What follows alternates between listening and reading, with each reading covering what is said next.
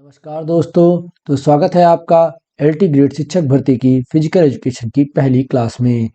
ये revision marathon LT grade से संबंधित है। जैसा कि आपने कमेंट बॉक्स में कमेंट करके हमसे पूछा था कि सर एलटी के लिए कुछ क्यों नहीं ला रहे, तो आपका इंतजार खत्म हुआ। हम एलटी के लिए एक नया बैच लेकर आए हैं। ये रिवीजन क्लासेस आपके एलटी एग्जाम्स के लिए बहुत ही इंपॉर्टेंट होंगी। ये सभी क्लासेस पीवाईक्यू या एमसीक्यू बेस होंगी, जिनके एक्सप्लेनेशंस आपके लिए इंपॉर्टेंट हैं। हम एमसीक्यू क्वेश्चंस के माध्यम से अपने पूरे कोर्स का रिवीजन करेंगे और आप इनको पॉइंट वाइज नोट्स भी बना सकते हैं।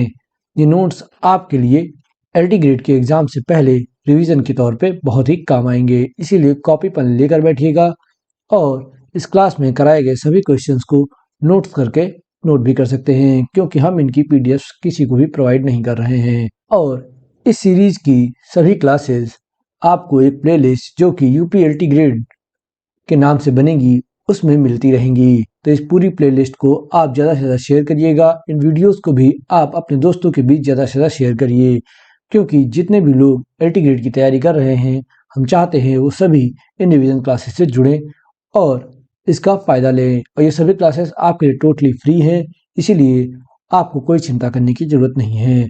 तो आज की इस पहली क्लास में हम शरीर रचना एवं क्रिया विज्ञान यानी एनाटॉमी एंड फिजियोलॉजी के टॉपिक से रिवीजन स्टार्ट करेंगे। एनाटॉमी और फिजियोलॉजी का टॉपिक बहुत बड़ा है, इसे हम एक क्लास में कवर नहीं कर सकते, इसीलिए हम आज के वीडियो में 100 क्वेश्चंस करेंगे। ये सभी मैराथन क्लासेस 100 क्वेश्चंस के बेस पर कराई जाएंगी और हम सारे टॉपिक्स इसी तरीके से कवर करेंगे।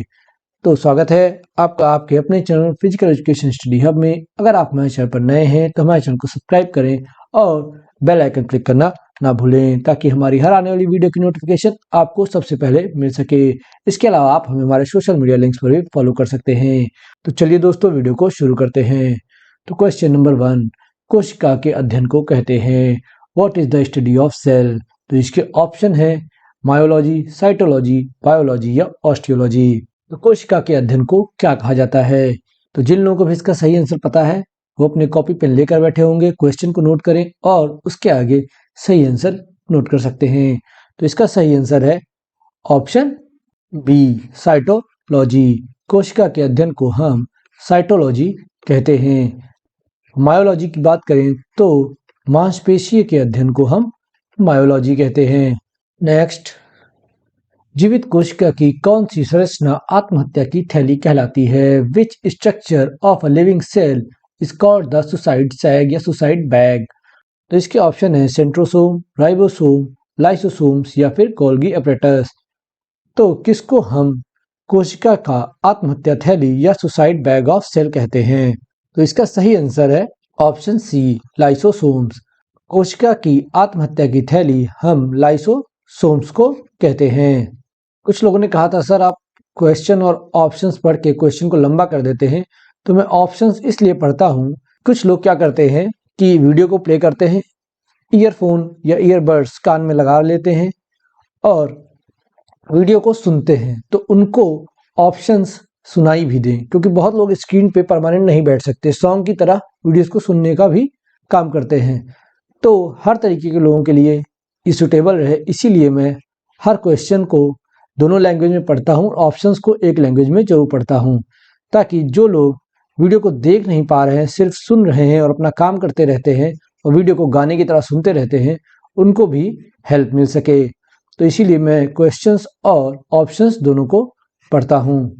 नेक्स्ट, जीवित कोशिका की कौन सी संरचना जैव प्रोटीन संश्लेषण के लिए जिम्मेदार है? Which structure of the living cell is responsible for bioprotein synthesis. तो इसके ऑप्शन है गोल्गी अपरेटस, माइटोकॉन्ड्रिया, लाइसोसोम्स या राइबोसोम्स।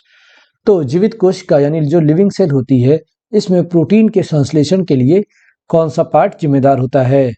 तो इसका सही आंसर है ऑप्शन डी, राइबोसोम्स। प्रोटीन का संश्लेषण राइबोसोम्स की मदद से होता है। जीवित कोशिका में प्रोटीन के संश्लेषण के लिए राइबोसोम्स जिम्मेदार होते हैं। तो आपको मेरा ये जो तरीका है क्वेश्चन और ऑप्शंस पढ़ के और फिर आंसर को पढ़ने का, ये कैसा लगा, ये आपको कमेंट में मुझे जरूर बताइएगा।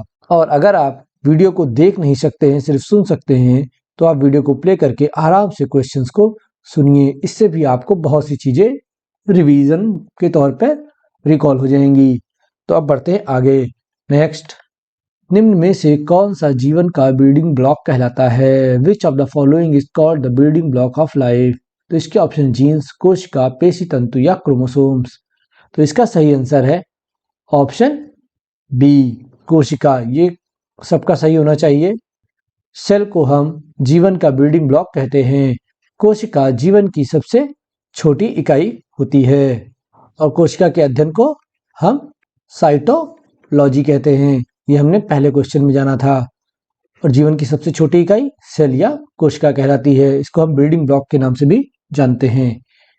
नेक्स्ट, निम्न में से कौन सा पेशी का पावर हाउस कहलाता है? Which of the following is called a muscle power house? तो इसके ऑप्शन है माइटोकॉन्ड्रिया, साइटोप्लाज्म, प्रोटोप्लाज्म या न्यूक्लियस। तो इस क्वेश्चन में पूछा गया है मांसपेशीय का पावर हाउस यानी पेशीय का पावर हाउस किसे कहते हैं? तो इसका सही आंसर है option A, mitochondria. Power house of the cell या पेशीय का पावर हाउस हम माइटोकॉन्ड्रिया को कहते हैं। जो हमारी कोशिका होती है इसमें इस तरीके की एक संरचना पाई जाती है जो माइटोकॉन्ड्रिया होती है। इसको हम power house of the cell या कोशिका का ऊर्जा गृह भी कहते हैं। नेक्स्ट, कौन सी कोशिकाएं हमको सूक्ष्म जीवों से बचाती हैं? Which cells protect us from microbes? तो इसके ऑप्शन है एरिथ्रोसाइट्स, न्यूट्रोफिल, लाल कोशिकाएं या उपरोक्त सभी। तो वो कौन सी सेल्स होती हैं हमारे शरीर में जो हमको सूक्ष्म जीवों से बचाती हैं? तो इसका सही आंसर है ऑप्शन बी, न्यूट्रोफिल। न्यूट्रोफिल जो है हमें सूक्ष्म जीवों से बचाती हैं। जब हम ब्लड सेल्स पढ़ेंगे तो वहां पे न्यूट्रोफिल्स का नाम आएगा। ये WBC में पाई जाने वाली सेल्स होती हैं जो हमें सूक्ष्म जीवों से बचाती हैं। नेक्स्ट, हृदय वाहिनी के किस हिस्से में रक्त के बहाव की गति सबसे कम होती है? Which part of the heart is the least drained of blood? तो इसके ऑप्शन है नस, केशिका, धमनी या रक्त वाहिनी। तो हृदय वाहिनी के किस हिस्से में रक्त के बहाव की गति कम होती है? तो इसका सही आंसर है ऑप्शन बी, केशिका या कैपिलरीज। हृदय वाहिनी के कैपिलरीज जहाँ पे पाई जाती है वहां पर रक्त के बहाव की गति सबसे कम होती है। नेक्स्ट, कौन सा ऊतक शरीर का संरक्षण करता है? विच टिश्यू प्रोटेक्ट द बॉडी? तो इसके ऑप्शन है एपिथेलियल ऊतक, पेशी ऊतक, संयोजी ऊतक या स्नायु संबंधी ऊतक। तो इनमें से कौन सा ऊतक जो है वो हमारे शरीर का संरक्षण करता है? तो इसका सही आंसर है ऑप्शन ए, एपिथेलियल ऊतक। एपिथेलियल टिश्यू जो है वो हमारे शरीर का संरक्षण करता है। एपिथेलियल ऊतक विभिन्न आकार की कोशिकाओं से बनने वाला ऊतक होता है जो शरीर के अंगों की सतह जैसे त्वचा या अंदरूनी खोखले अंगों जैसे कि आमाशय, विशिष्ट गुहाएं, विभिन्न नलियों, रक्त वाहिनियों में पाया जाता है। जो एपिथेलियल टिश्यू होता है ये हमारी त्वचा पर, आमाशय में, नलियों में, रक्त वाहिनियों में, ब्लड वेसल्स जिनको कहते हैं, इनमें पाया जाता है और ये हमारे शरीर का संरक्षण करता है। नेक्स्ट, शरीर क्रिया विज्ञान में अध्ययन किया जाता है। What is the study of physiology? तो इसके ऑप्शन है मानव शरीर रचना का, मानव शरीर के अंगों की क्रियाओं का, शारीरिक गतिविधि का या मानव प्रकृति का। तो शरीर क्रिया विज्ञान यानी फिजियोलॉजी में हम किसका अध्ययन करते हैं?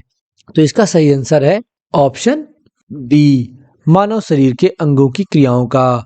Function of human body parts. देखिए, मानव शरीर के अंगों की क्रियाओं का जो हम अध्ययन करते हैं वो क्या कहलाता है? वो कहलाता है फिजियोलॉजी। तो फिजियोलॉजी में हम मानव शरीर के अंगों की क्रियाओं का अध्ययन करते हैं। नेक्स्ट, एक मिश्रण जो जीवित कोशिकाओं में पाया जाता है और सौर ऊर्जा परिवर्तनों में मुख्य भूमिका निभाता है। A mixture which is found in living cells and plays a key role in energy transformation। तो इसके ऑप्शन है ग्रेनम, ADP, ATP या फिर क्लोरोफिल। तो वो कौन सा मिश्रण है जो सेल्स की कोशिकाओं में पाया जाता है और ऊर्जा परिवर्तन में मुख्य भूमिका निभाता है? तो इसका सही आंसर लगभग सभी को पता होना चाहिए। अगर थोड़ा सा ध्यान देंगे तो आपको याद आ जाएगा। इसका सही आंसर है ऑप्शन सी, ATP। ATP का पूरा नाम होता है एडिनोसिन ट्राइफॉस्फेट। मैं लिख दे रहा हूं, आप लोग लिख लीजिएगा, एडिनोसिन ट्राइफॉस्फेट। एडेनोसिन ट्राइफॉस्फेट वो मिश्रण है जो जीवित कोशिकाओं में पाया जाता है और ऊर्जा परिवर्तनों में मुख्य भूमिका निभाता है, यानी एनर्जी ट्रांसफॉर्मेशन में की रोल अदा करता है। नेक्स्ट, मानव रक्त में प्लाज्मा का प्रतिशत लगभग होता है। What is the percentage of plasma in human blood? तो इसके ऑप्शन है 45%, 55%, 35% या 60%। तो मानव रक्त में प्लाज्मा का प्रतिशत कितना होता है? तो इसका सही आंसर है ऑप्शन बी 55%। मानव रक्त में प्लाज्मा का प्रतिशत 55% या 55% होता है। नेक्स्ट, दो जेट लाइनों के बीच की दूरी को कहा जाता है। What is the distance between two jet lines? तो इसके ऑप्शन है सार्कोप्लाज्म, सार्कोमेयर, एच जोन या प्लायोमेट्रिक। तो दो जेट लाइनों के बीच के दूरी को हम क्या कहते हैं? तो इसका सही आंसर है ऑप्शन बी सार्कोमेयर। दो जेट लाइनों के बीच की दूरी को सार्कोमेयर कहा जाता है। सार्कोमेयर जो होती है, ये यहाँ पे आप पॉइंट नोट कर लीजिएगा, सार्कोमेयर जो होती है वो मांसपेशीय ऊतक की प्राथमिक संरचना और कार्यात्मक इकाई होती है। यानी मांसपेशी ऊतक की प्राथमिक संरचना तथा कार्यात्मक इकाई, ये पॉइंट नोट कर लीजिएगा। अगर पूछा जाए मांसपेशीय ऊतक की कार्यात्मक इकाई किसे कहते हैं, तो उसका आंसर होगा सार्कोमेयर को। नेक्स्ट, मानव शरीर में किस कोशिकाओं को ट्रैफिक पुलिस के नाम से जाना जाता है? Which organ in the human body is known as traffic police? तो इसके ऑप्शन है जीव द्रव्य, कोशिका द्रव्य, लाइसोसोम्स या गोल्गी का है। तो किसको हम ट्रैफिक पुलिस के नाम से जानते हैं, ये आपको यहाँ पे बताना है। तो सेल में ट्रैफिक पुलिस किसको कहते हैं? तो इसका सही आंसर है ऑप्शन डी गोल्गी काय या गोल्गी बॉडी या गोल्गी अपरेटस।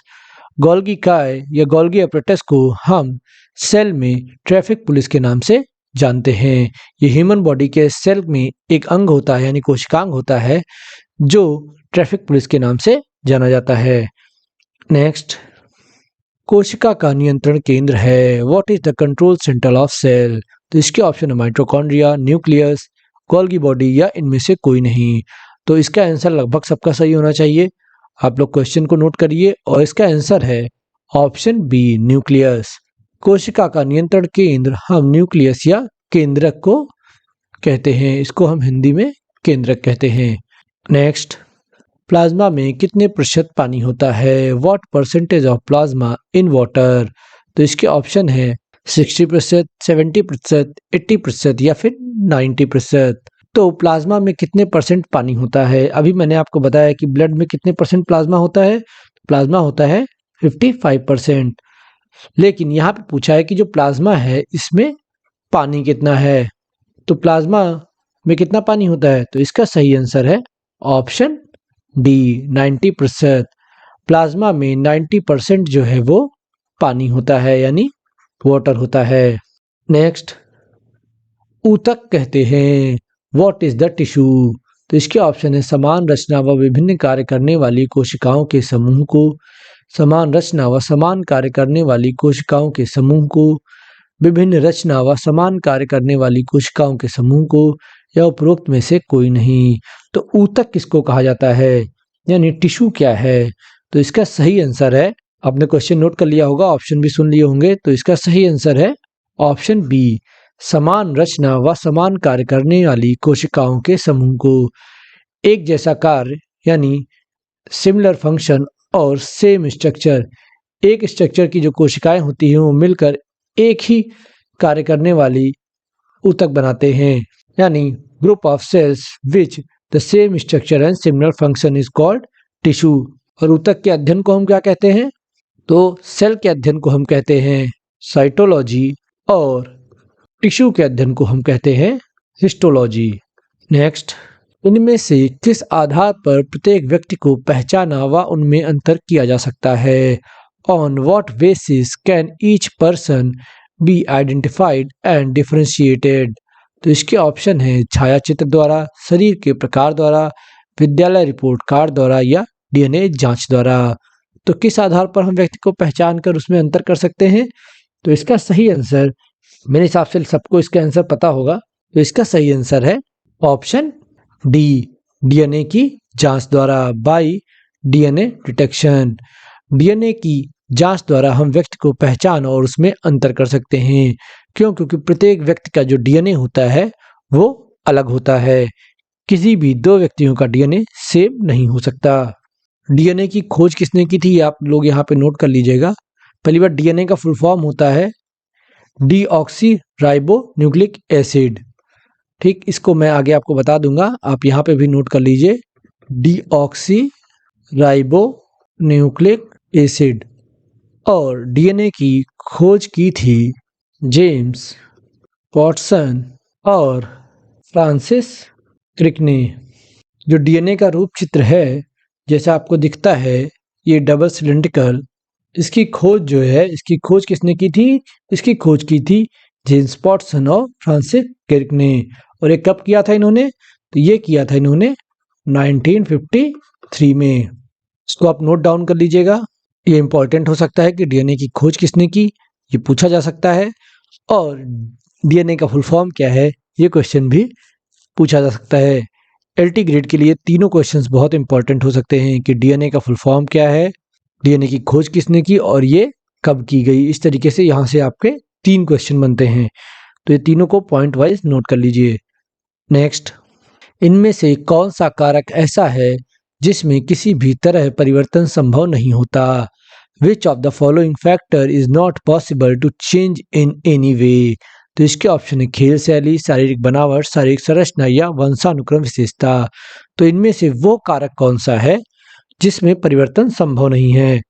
तो इसका सही आंसर है ऑप्शन डी, वंशानुक्रम विशेषता, इनहेरिएंट ट्रेट।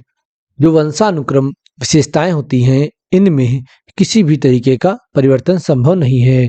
अभी भी जेनेटिक्स में परिवर्तन संभव नहीं है और वंशानुक्रम विशेषता जो होती है वो जेनेटिक का हिस्सा है। नेक्स्ट, शरीर पर बढ़ता हुआ रक्त का आघात और कोशिका के मेटाबॉलिज्म का बढ़ा हुआ दर दर्शाता है। What does the increased blood pressure on the body and the increased rate of cell metabolism indicate? तो इसके ऑप्शन लालपन, सूजन, दर्द या ऊष्मा। तो शरीर पर बढ़ता हुआ रक्त का आघात और कोशिका के मेटाबॉलिज्म का बढ़ा हुआ दर क्या दर्शाता है? तो इसका सही आंसर है ऑप्शन डी, ऊष्मा, हीट। शरीर का बढ़ा हुआ रक्त का आघात यानी ब्लड प्रेशर और कोशिका का मेटाबॉलिज्म बढ़ना, ये हीट या ऊष्मा को दर्शाते हैं। नेक्स्ट, हमारा शरीर असंख्य छोटी जीवित कोशिकाओं का बना होता है जिन्हें कहते हैं। Our body is made up the innumerable small living units which are called. तो इसके ऑप्शन है ऊतक, तंत्र, कोशिका या फिर झिल्ली। तो हमारा शरीर असंख्य जीवित छोटी इकाइयों का बना होता है जिनको हम क्या कहते हैं? ऑप्शन सी, कोशिका। हमारा शरीर असंख्य छोटी छोटी सेल से मिलकर बना होता है। नेक्स्ट, कोशिका के अंदर गाढ़ा तरल पदार्थ होता है जिसे कहते हैं। There is a thick fluid inside the cell which is called. तो इसके ऑप्शन है प्लाज्मा मेम्ब्रेन, राइबोसोम, साइटोप्लाज्म या गोल्गी बॉडीज। तो कोशिका के अंदर जो गाढ़ा तरल पदार्थ होता है उसको क्या कहा जाता है? देखिए, मैं आपको यहाँ पे एक रफली कोशिका का ड्राइव बना के दिखा देता हूँ। ठीक, ये कोशिका है, इसमें अलग अलग होते हैं। इस तरीके से आपने देखा होगा पॉइंटेड लिक्विड सा भरा रहता है। ठीक, यहाँ पे केंद्रक हो गया, इसके आसपास यहाँ पे ये संरचनाएं होती हैं, इस पे ये राइबोसोम्स चिपके होते हैं। ये सेंटर होता है, सेंट्रोसिल होता है, और यहाँ पे माइटोकॉन्ड्रिया, यहाँ पे वेकल्स, और इन सब में यहाँ पे लिक्विड होता है। इस लिक्विड को पूछा गया है क्या कहते हैं? तो इसका सही आंसर है ऑप्शन सी, साइटोप्लाज्म। इस लिक्विड को हम कहते हैं साइटोप्लाज्म। कोशिका के अंदर जो गाढ़ा तरल पदार्थ भरा होता है इसको हम साइटोप्लाज्म कहते हैं। साइटोप्लाज्म को हिंदी में क्या कहते हैं? तो इसको हम कहते हैं कोशिका द्रव्य। ठीक है, कहीं पे कोशिका द्रव्य लिखा मिल जाए तो इसका मतलब साइटोप्लाज्म होगा। नेक्स्ट, कोशिका का श्वसन नियंत्रण करता है। Who control the respiration of the cell? तो इसके ऑप्शन है लाइसोसोम्स, न्यूक्लियस, गोल्गी बॉडीज या माइटोकॉन्ड्रिया। तो कोशिका का श्वसन कौन नियंत्रण करता है, यानी सेल में जो श्वसन की क्रिया होती है इसका कंट्रोल किसके पास है? तो इसका सही आंसर है ऑप्शन डी, माइटोकॉन्ड्रिया। माइटोकॉन्ड्रिया कोशिका का श्वसन नियंत्रण करता है। देखिए, क्योंकि माइटोकॉन्ड्रिया ऊर्जा घर होता है या ऊर्जा ग्रह या power house of the cell होता है, तो जितनी भी ऑक्सीकरण की क्रियाएं होती हैं जिनसे हमको एनर्जी मिलती है वो माइटोकॉन्ड्रिया में होती हैं। इसीलिए जो कोशिका है वो श्वसन पर नियंत्रण रखता है, यानी माइटोकॉन्ड्रिया कोशिका के श्वसन पर इसीलिए नियंत्रण रखता है क्योंकि काफी मात्रा में ऊर्जा का उत्पादन यहीं से होता है। नेक्स्ट, कोशिका के किस अंग को सेलुलर गार्बेज डिस्पोजल कहा जाता है? Which part of the cell is called cellular garbage disposal? तो इसके ऑप्शन है Golgi body, lysosomes, endoplasmic reticulum या राइबोसोम्स। तो किसको हम सेलुलर गार्बेज डिस्पोजल कहते हैं? तो इसका सही आंसर है ऑप्शन बी, लाइसोसोम्स। कोशिका के लाइसोसोम्स का जो भाग होता है कोशिका में, इसको हम सेलुलर गार्बेज डिस्पोजल या सुसाइड बैग के नाम से भी जानते हैं। Suicide bag of the cell या suicide sac of the cell, आत्महत्या की थैली। और इसी को हम एक और नाम से भी जानते हैं, वो भी आप नोट कर लीजिए, आप लोगों ने शायद ना सुना हो। इसे ही हम डाइजेस्टिव बैग के नाम से भी जानते हैं। ठीक है, तो अगर कभी ये पूछ लिया जाए कि कोशिका अंग का पाचन बैग किसे कहते हैं, तो ये भी लाइसोसोम्स होते हैं। ठीक है, इसको जरूर नोट कर लीजिएगा, डाइजेस्टिव बैग या हिंदी में कहें पाचन बैग। ठीक, नेक्स्ट, कोशिका शरीर की नाड़ी संवेदन का संचार किसकी सहायता से होता है? With the help of which vascular sensing is transmit from the cell body? तो इसके ऑप्शन डेंड्राइट्स, एक्सॉन, सोमा या neuron.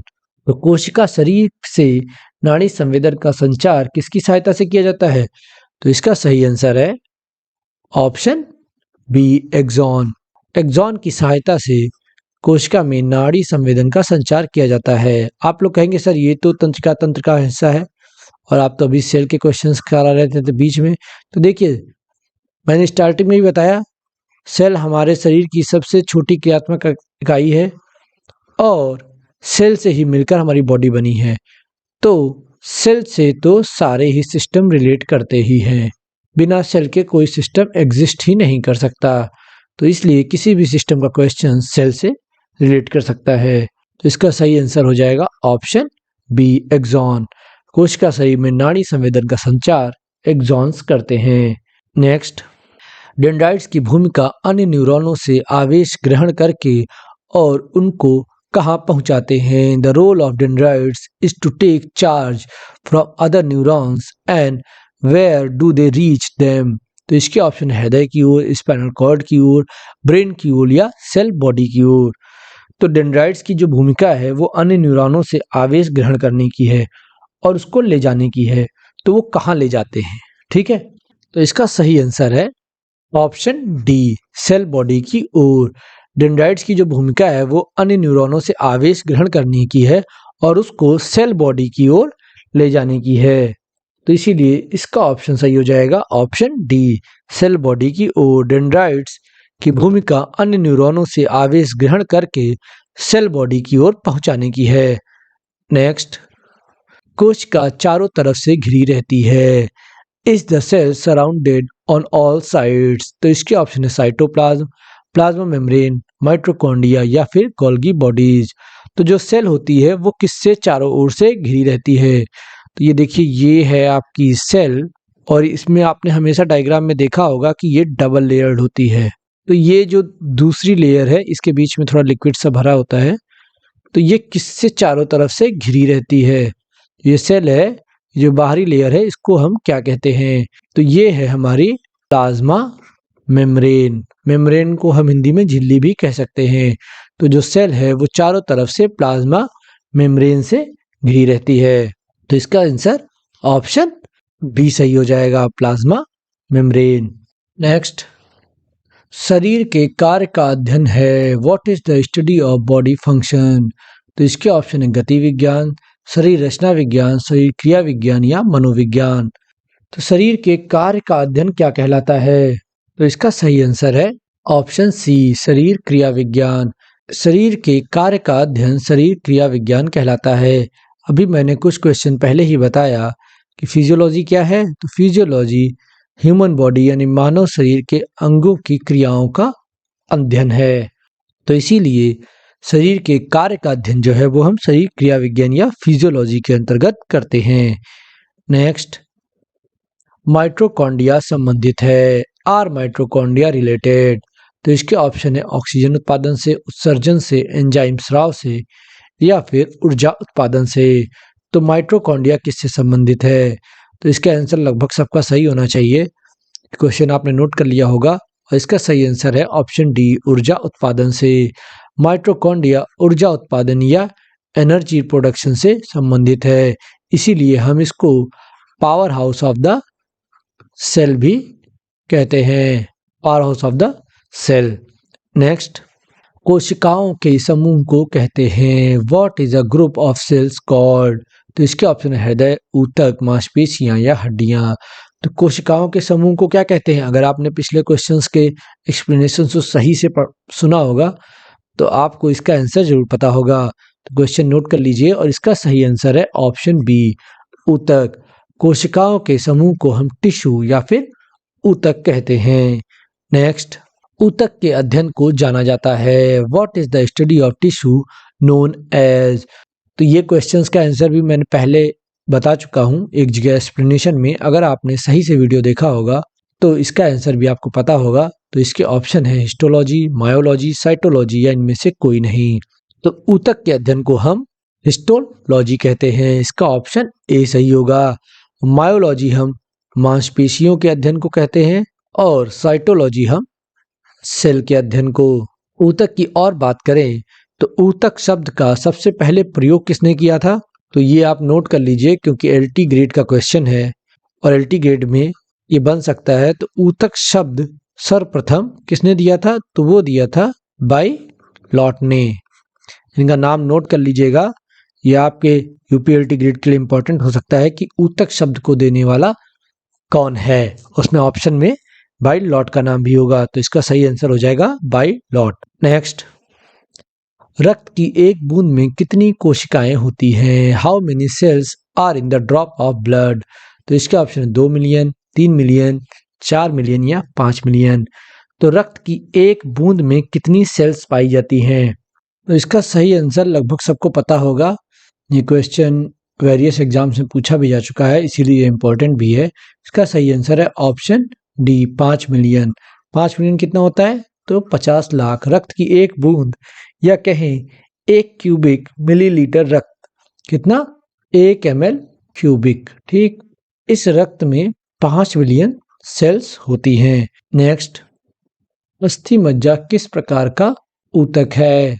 What type of the tissue is bone? तो बोन किस तरीके का टिश्यू है ये पूछा गया है। तो इसके ऑप्शन है एडिपोज, संयोजी, एरियोलर या कोष्ठात्मक। तो अस्थि मज्जा किस प्रकार का ऊतक है? तो इसका सही आंसर है ऑप्शन बी, संयोजी। अस्थि मज्जा या बोन मैरो एक तरीके से कनेक्टिव टिश्यू या संयोजी ऊतक होता है। नेक्स्ट, कोशिका की खोज किसने की? Who discovered the cell? तो इसके ऑप्शन है Robert Hooke, Robert Brown, Gregor John Mendel या कैमिलो गोल्गी। तो कोशिका की खोज किसने की थी? वैसे तो इसका आंसर सबको पता ही होगा, तो इसका सही आंसर है ऑप्शन ए, रॉबर्ट हुक। कोशिका की खोज रॉबर्ट हुक ने 1665 में की थी, 1665 में। नेक्स्ट, पुरुष की जनन कोशिका को क्या कहते हैं?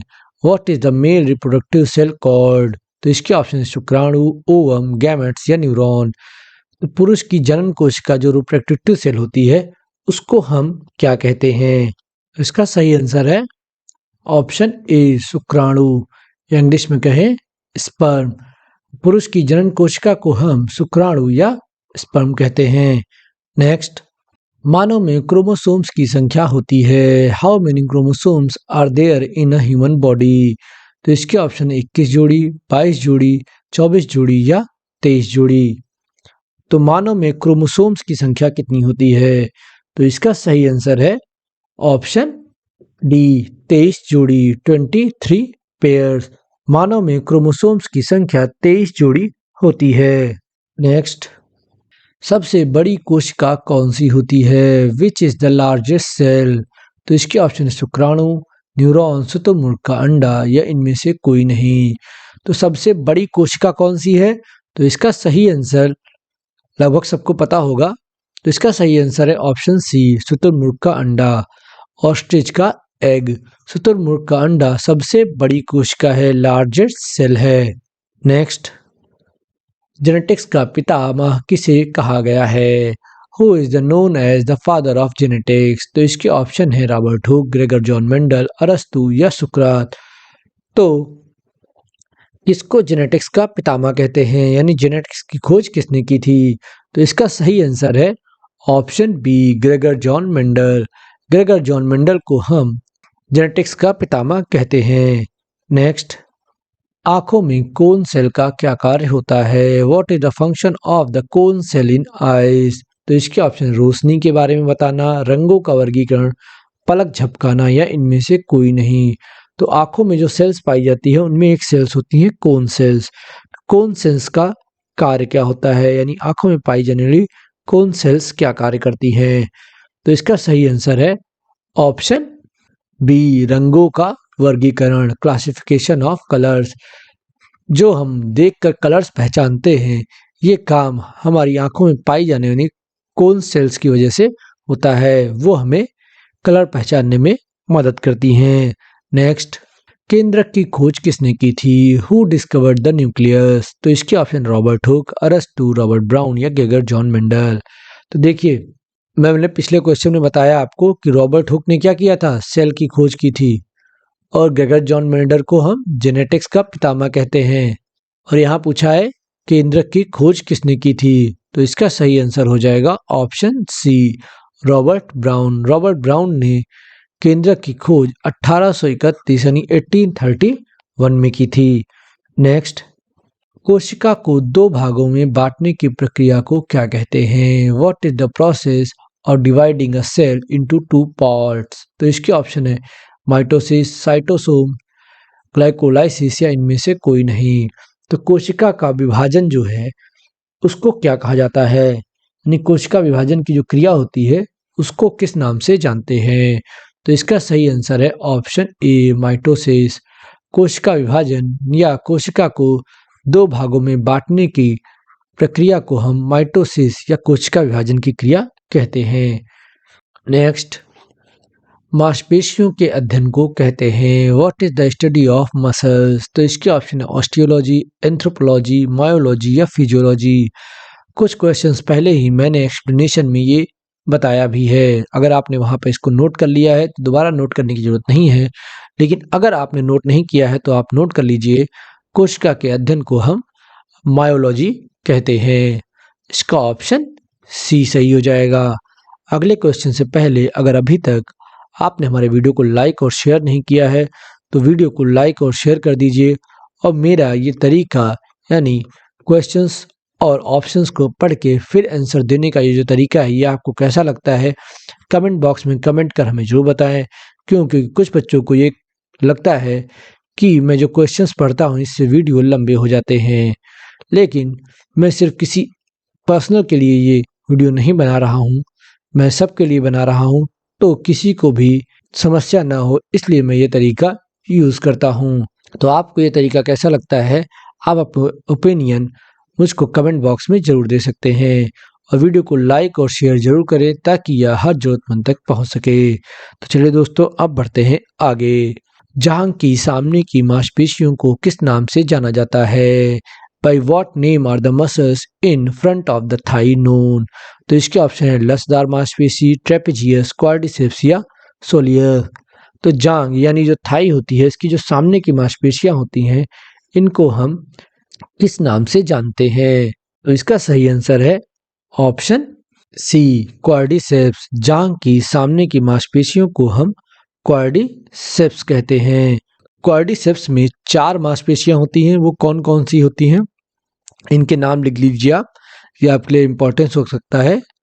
पहली होती है रेक्टस फीमोरिस, दूसरी लिख लीजिए वास्टस लैटरिस, तीसरी मांसपेशी है वास्टस मीडियालिस और चौथी है वास्टस इंटरमीडियस।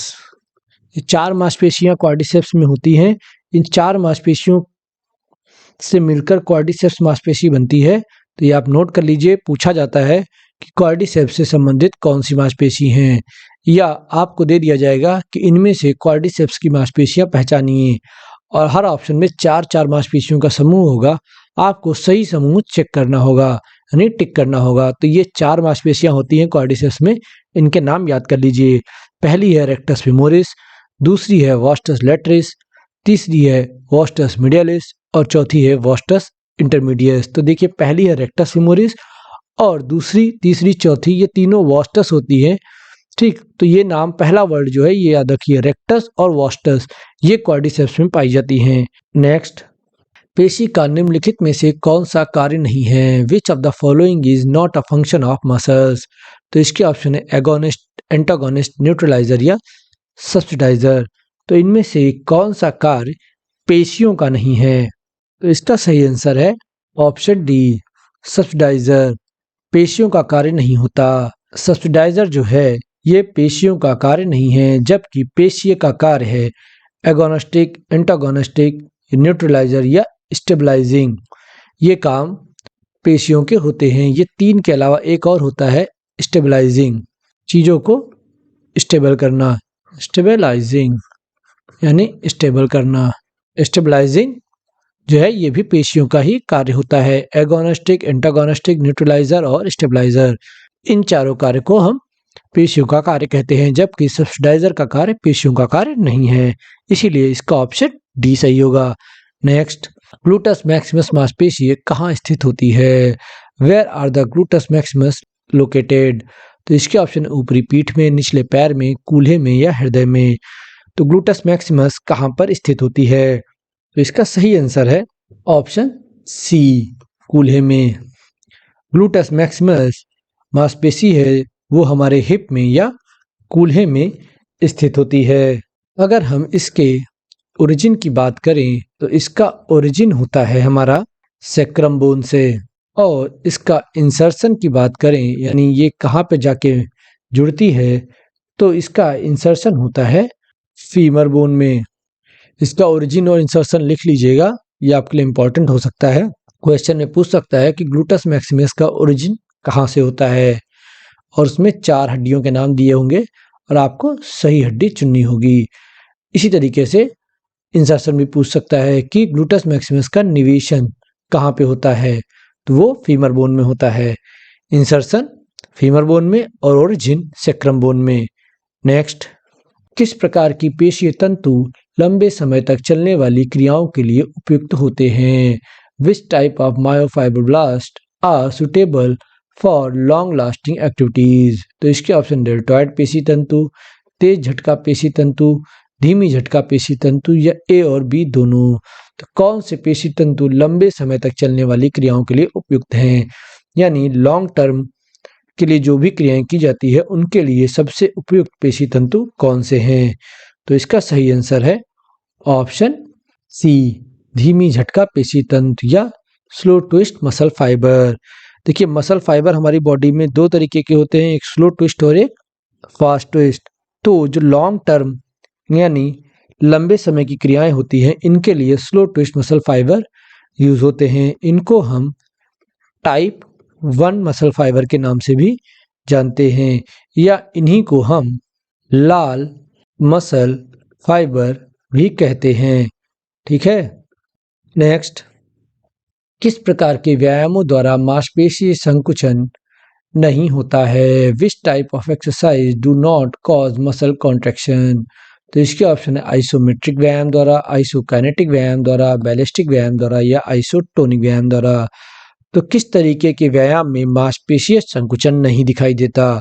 तो इसका सही आंसर है ऑप्शन ए, आइसोमेट्रिक व्यायाम द्वारा, by isometric exercise. Isometric exercise में मसल कॉन्ट्रैक्शन दिखाई नहीं देता, इसीलिए इस तरीके की एक्सरसाइज में मसल कॉन्ट्रैक्शन नहीं होता है, यही माना जाता है। नेक्स्ट, पेशी संस्थान पर व्यायाम का कौन सा प्रभाव नहीं पड़ता? Which effect of exercise does not have on the muscular system? तो इनमें पूछा है कि कौन सा प्रभाव नहीं है, डज नॉट नहीं है, ठीक है, क्वेश्चन को ध्यान से पढ़ना है। तो इसके ऑप्शन है प्रोटीन की मात्रा बढ़ना, मायोग्लोबिन धारिता बढ़ना, वसा रहित भार बढ़ना या शरीर की वसा बढ़ना। तो पेशी संस्थान पर कौन सा प्रभाव नहीं पड़ता है? तो इसका सही आंसर है ऑप्शन डी, शरीर की वसा बढ़ना, इंक्रीज बॉडी फैट। पेशी संस्थान का व्यायाम का प्रभाव कौन सा नहीं है? तो वो है इंक्रीज बॉडी फैट। अगर आप व्यायाम कर रहे हैं तो पेशी संस्थान का फैट नहीं बढ़ेगा। नेक्स्ट, मनुष्य के शरीर की सबसे लंबी पेशी कौन सी है? Which is the longest muscle in the human body? तो इसके ऑप्शन है बाइसेप्स, सार्टोरियस, ट्राइसेप्स या रेक्टस फीमोरिस। तो इनमें से कौन सी मांसपेशी मनुष्य के शरीर की सबसे लंबी मांसपेशी है? तो इसका सही आंसर है ऑप्शन डी, सार्टोरियस। मनुष्य के शरीर की निम्नलिखित में से सबसे लंबी मांसपेशी है सार्टोरियस। सार्टोरियस मांसपेशी जो है ये हमारे जांघ यानी थाई में पाई जाती है, पिछले हिस्से में, ठीक है, और ये कमर को मोड़ने, घुटनों को मोड़ने तथा सीधा खड़ा होने में सहायता करती है, और ये हमारे शरीर की सबसे लंबी मांसपेशी है। नेक्स्ट, निम्नलिखित में से किसके द्वारा पेशी हड्डी से जुड़ी रहती है? By which of the following muscle are attached to bone? तो इसके ऑप्शन है मसल फाइबर द्वारा, नर्व, टेंडन या फिलामेंट। तो किसके द्वारा पेशी और हड्डी का जोड़ बना होता है, यानी मांसपेशी और हड्डी किसकी सहायता से आपस में जुड़ी होती हैं? ये हो गया मांसपेशी और ये हो गई हड्डी। तो इनको जोड़ने वाला कौन है? तो इसका सही आंसर है ऑप्शन सी, टेंडन। मांसपेशियों को हड्डी से जोड़ने का काम टेंडन करता है। नेक्स्ट, गैस्ट्रोनीमियस पेशी कहाँ स्थित होती है? Where is the gastrocnemius muscle located? तो इसके ऑप्शन है कंधे में, पैर के निचले भाग में, वक्ष में, पीठ के ऊपरी भाग में। तो गैस्ट्रोनीमियस पेशी कहाँ पर स्थित होती है? तो इसका सही आंसर है ऑप्शन बी, पैर के निचले भाग में। गैस्ट्रोनीमियस पेशी हमारे पैर के निचले भाग में स्थित होती है। गैस्ट्रोनीमियस जो पेशी होती है इसी को हम काफ मसल के नाम से भी जानते हैं। नेक्स्ट, पेशी फाइबर की मोटाई में वृद्धि क्या कहलाती है? What is the increase in the thickness of muscle fibre called? तो इसके ऑप्शन है इन्फ्लेक्शन, हाइपरट्रॉफी, हाइपोक्सिया या एंडोमॉर्फी। तो पेशी फाइबर में जो मोटाई होती है, यानी पेशी फाइबर की मोटाई में जब वृद्धि होती है तो उसको हम क्या कहते हैं? तो इसका सही आंसर लगभग सभी को पता होना चाहिए। तो इसका सही आंसर है ऑप्शन बी, हाइपरट्रॉफी। जब हम एक्सरसाइज या व्यायाम करते हैं तो हमारी मांसपेशियों की मोटाई में वृद्धि होती है, इसे हम हाइपरट्रॉफी कहते हैं। और जब हम एक्सरसाइज वगैरह नहीं करते हैं तो हमारी मांसपेशियां कमज़ोर हो जाती हैं, पतली हो जाती हैं, तो उसको हम एंट्रोपी कहते हैं। नेक्स्ट, पेशी संकुचन में ऊर्जा स्रोत है। What is the energy source in muscle contraction? तो इसके ऑप्शन है एक्टिन, मायोसिन, एक्टोमायोसिन या एटीपी। तो पेशी संकुचन यानी मसल कॉन्ट्रैक्शन में एनर्जी सोर्स क्या होता है? तो इसका सही आंसर है ऑप्शन डी, एटीपी। पेशी संकुचन या मसल कॉन्ट्रैक्शन में एनर्जी का सोर्स होता है एटीपी। एटीपी का पूरा नाम होता है एडेनोसिन ट्राइफॉस्फेट। नेक्स्ट, किस मांसपेशी को टेलर मांसपेशी के रूप में जाना जाता है? Which muscle is known as tailor muscle? तो किस मांसपेशी को हम टेलर मांसपेशी के नाम से जानते हैं? तो इसके ऑप्शन है ग्लूटेल, क्वाड्रिसेप्स, सार्टोरियस या सोलियस। तो इसका सही आंसर लगभग सभी को शायद पता हो। इसका सही आंसर है ऑप्शन सी, सार्टोरियस। सार्टोरियस मांसपेशी है जो कि जांघ में पाई जाती है, इसको हम टेलर मसल के नाम से भी जानते हैं।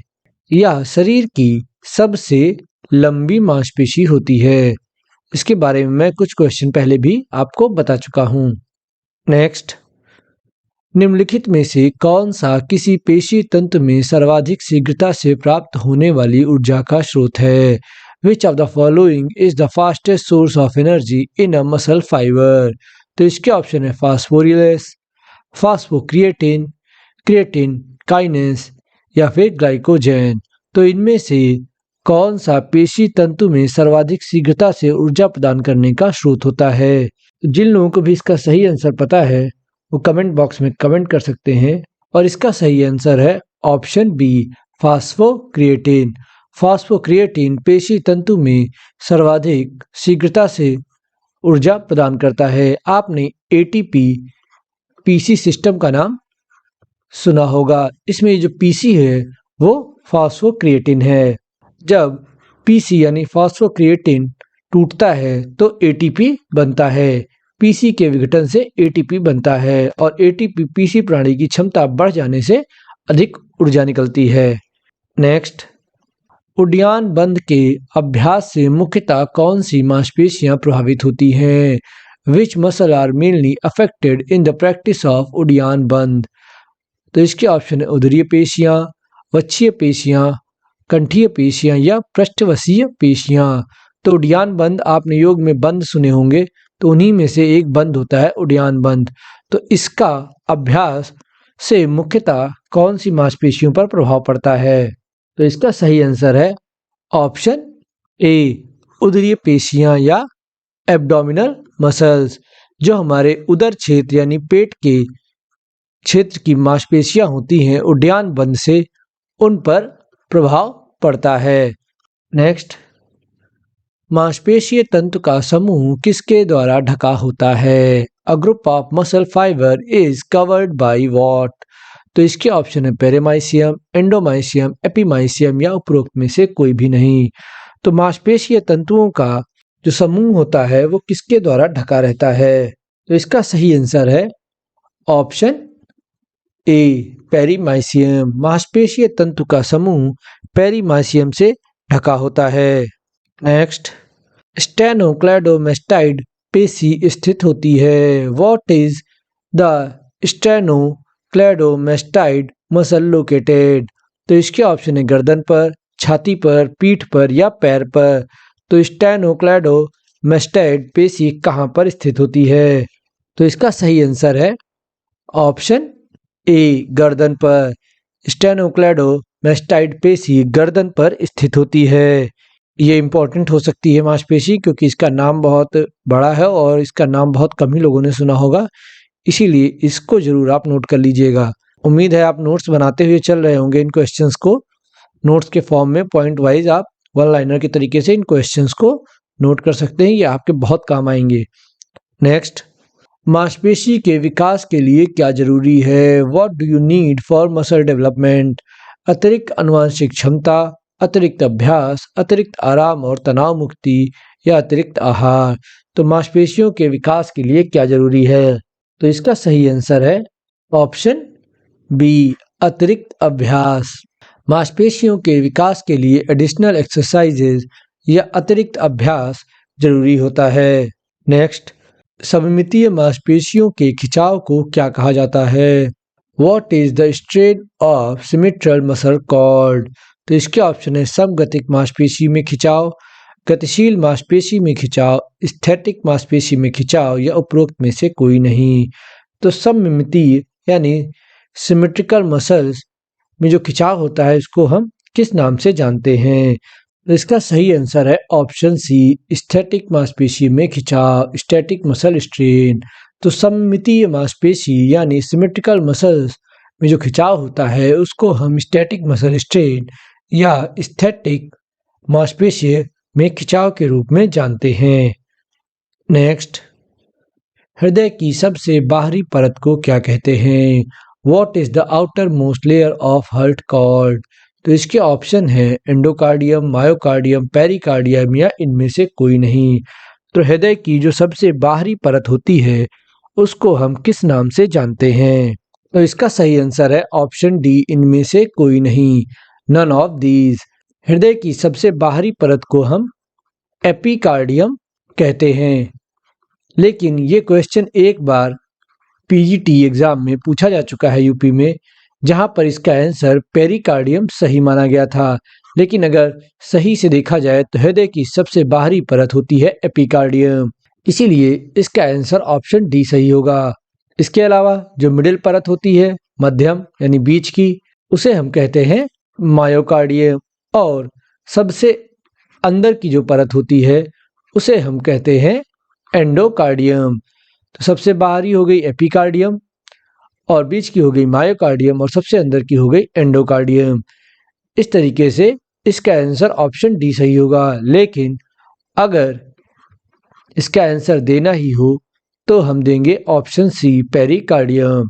नेक्स्ट, मांसपेशियों के उस प्रकार को बताएं जो शरीर के गति करते समय संकुचित होती है। What is the type of muscle that contracts when the body moves? तो इसके ऑप्शन न्यूट्रलाइजर्स, एंटागोनिस्ट, स्टेबलाइजर या एगोनिस्ट। तो मांसपेशियों का वह प्रकार जो शरीर के गति करते समय संकुचित होता है वो कौन सा होता है? तो इसका सही आंसर है ऑप्शन डी एगोनिस्ट। मांसपेशियों का एगोनिस्ट प्रकार जो होती हैं, जो एगोनिस्ट मांसपेशी होती हैं, वो शरीर के गति करते टाइम संकुचित होती हैं, इसीलिए इसका ऑप्शन डी सही होगा, एगोनिस्ट। नेक्स्ट, मांसपेशीय कोशिका को कहा जाता है। What is a muscle cell called? तो इसके ऑप्शन है गुच्छा, एंडोमाइसियम, एपीमाइसियम या मांसपेशीय तंतु। तो मांसपेशी कोशिका को हम क्या कहते हैं? तो इसका सही आंसर है ऑप्शन डी मांसपेशीय तंतु। मसल सेल को हम मसल फाइबर के नाम से जानते हैं। नेक्स्ट, मांसपेशीय तंतु प्रकार का निर्धारण किया जाता है। The type of muscle fibre is determined by. तो इसके ऑप्शन है इकोग्राफ द्वारा, स्पेक्ट्रोफोटोमीटर द्वारा, बायोप्सी द्वारा या कैलोरीमीटर द्वारा। तो मांसपेशी तंतु के प्रकार को हम किसके द्वारा निर्धारित करते हैं? तो इसका सही आंसर है ऑप्शन सी बायोप्सी द्वारा। बायोप्सी एक मेथड होता है जिससे हम मसल फाइबर के प्रकार का पता लगाते हैं। नेक्स्ट, जांघ की पिछली मांसपेशियां कहलाती हैं। What are the back muscle of thigh called?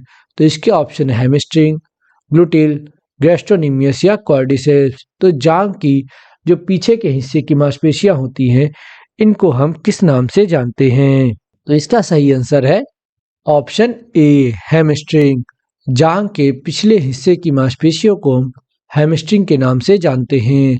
आपने देखा भी होगा कि अधिकतर क्रिकेट में बॉलर्स के जांघ में खिंचाव आ जाता है, या हैमस्ट्रिंग में कहते हैं उनकी हैमस्ट्रिंग में खिंचाव आ गया। तो हैमस्ट्रिंग मांसपेशियां जो होती हैं वो जांघ के पिछले हिस्से में होती हैं। हैमस्ट्रिंग मांसपेशियां जो होती हैं वो 3 मांसपेशियों से मिलकर बनी होती हैं।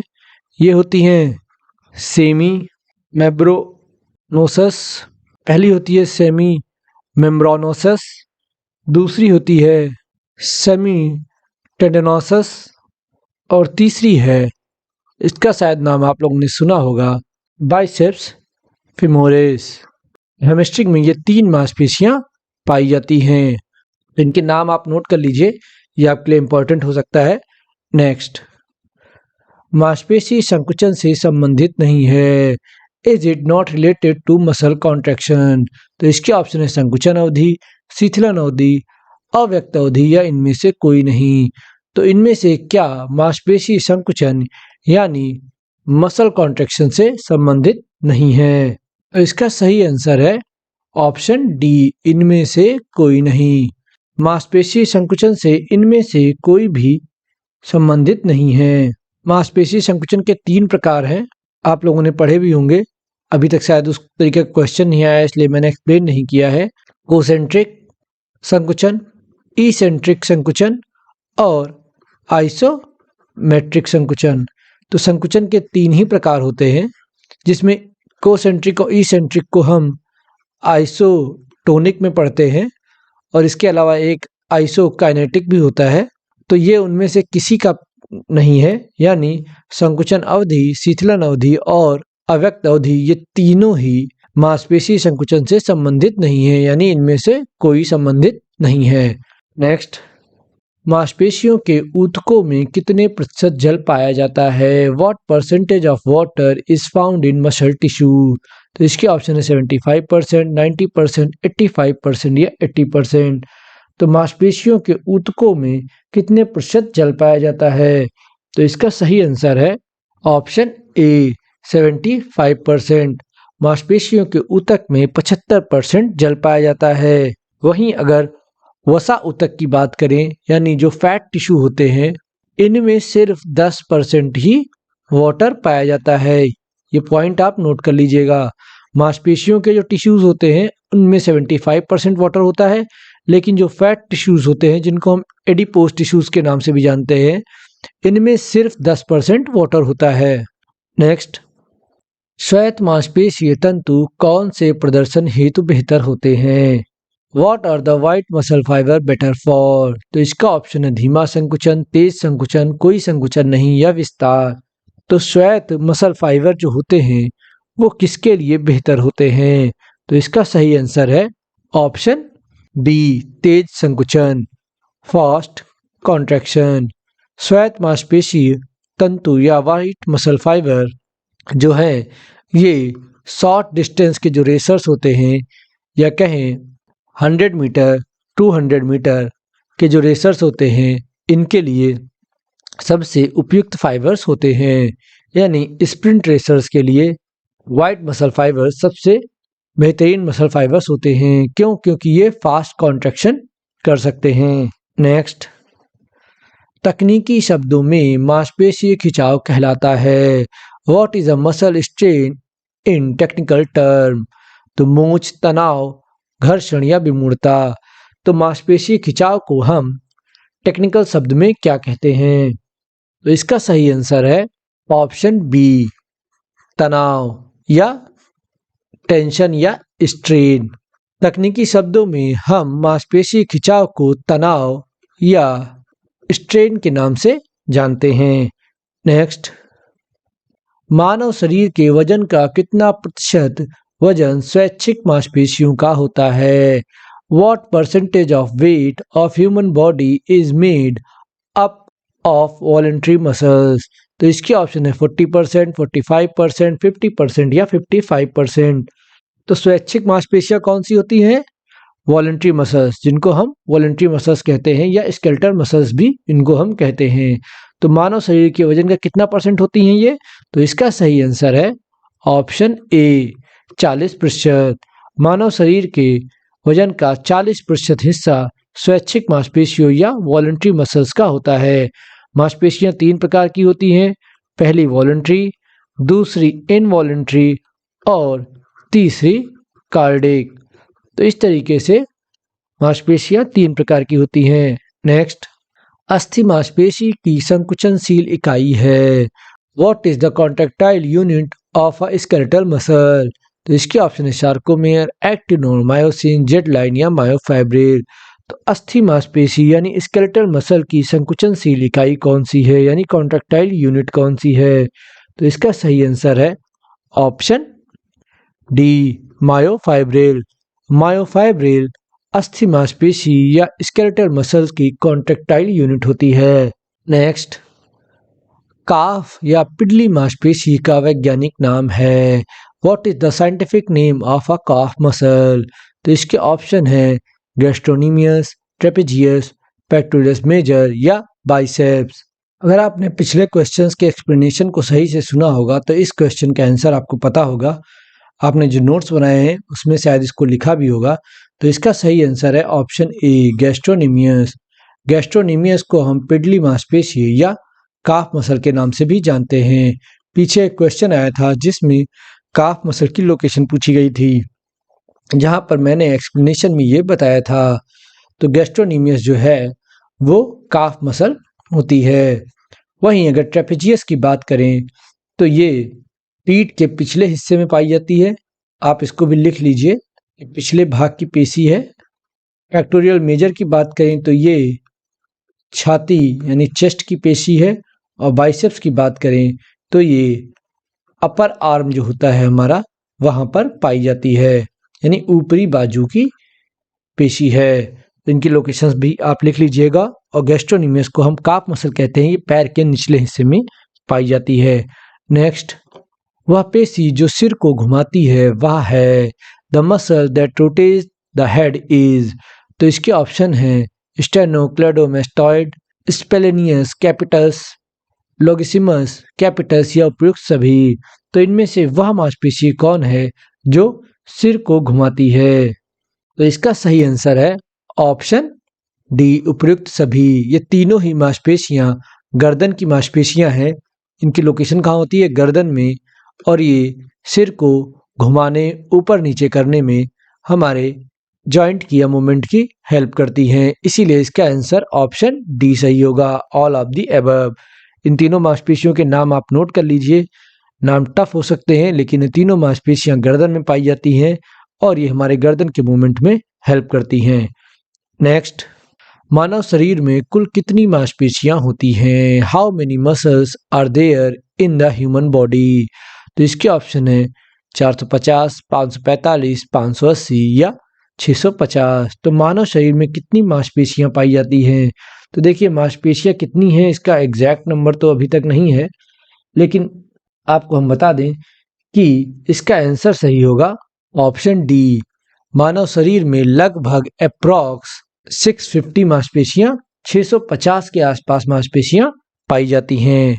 नेक्स्ट, व्यायाम के दौरान मांसपेशियों की सिकुड़न को किसके उपभोग द्वारा रोका जा सकता है? Muscle contraction during exercise can be prevented by consuming what? तो इसके ऑप्शन है कम वसा वाला कैल्शियम युक्त आहार, पोटेशियम युक्त भोजन, बी कॉम्प्लेक्स विटामिन एवं जल या उपयुक्त सभी।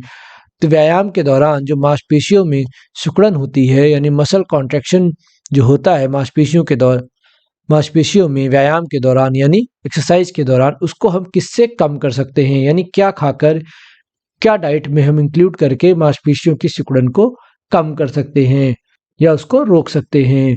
तो इसका सही आंसर है ऑप्शन डी, उपयुक्त सभी।